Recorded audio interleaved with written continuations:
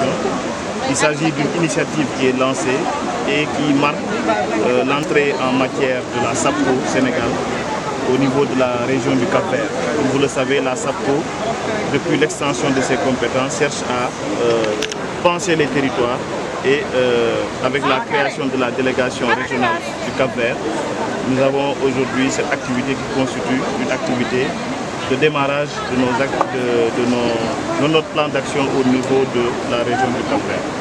Et après cette initiative qui va concerner certaines plages au niveau de Dakar, nous allons structurer un programme, n'est-ce pas, à long terme et qui sera budgétisé et qui sera aussi suivi selon des indicateurs bien définis.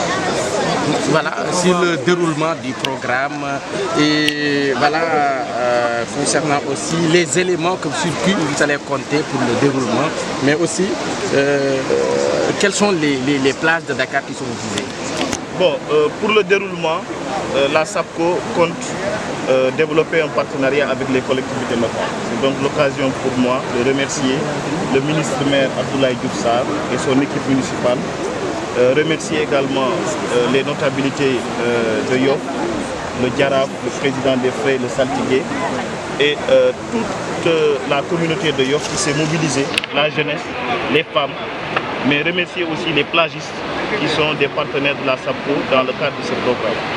Et ce programme va toucher Yoff, Cambérène, Anne, tout autour de Dakar. Nous avons ciblé un certain nombre de plages que nous voulons travailler à rendre propres. Donc le programme, c'est Dakar Plage Propre, parce que nous estimons que le potentiel touristique de Dakar, à travers les plages, peut être davantage valorisé et pour permettre au tourisme interne et au tourisme extérieur, n'est-ce pas, de tirer toutes les dividendes de ces potentiels. Quelle place pour le tourisme religieux quand on sait que Dakar également, il y a le Oui, à Yoff, nous avons le tourisme religieux qui constitue une potentialité à exploiter. Nos équipes ont déjà engagé les démarches et la réflexion. Mais au niveau global, la SAPCO a engagé une réflexion pour voir dans quelle mesure nos différentes villes religieuses peuvent recevoir des aménagements, n'est-ce pas, et une promotion qui permette de prendre en charge toute cette potentialité touristique qui vient de notre potentiel religieux. Déjà, certains aussi constatent la prolifération de construction de restaurants tout au long de la plage. Quel est le rôle que vous comptez jouer pour la régularisation de ces constructions jugées anarchiques par certains? La question de l'occupation du domaine public maritime relève d'autres instances, d'autres structures qui sont en train de faire un travail tout au long du littoral sénégalais. Mais ce qu'il faudrait noter, c'est que l'essentiel pour les plages, je le disais tout de suite, la plage c'est un lieu de socialisation, mais c'est un lieu d'activité économique qui crée des emplois.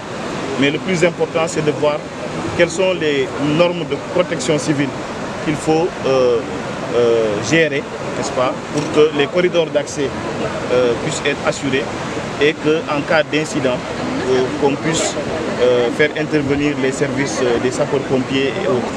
Donc, le problème ne se situe pas en termes d'occupation de restaurants et d'autres réceptifs. Le problème est que l'aménagement de ces restaurants, de ces réceptifs est en conformité avec les règles de protection civile. Et je pense que de ce point de vue, il y a toute une réflexion, il y a aussi tout un dialogue à entretenir avec les différents acteurs, que ce soit les collectivités locales, les maires, les présidents de conseils départementaux, l'agence qui s'occupe de l'occupation du domaine public maritime, mais aussi les populations pour voir comment, dans le cadre de la protection civile, la protection de l'environnement, assurer un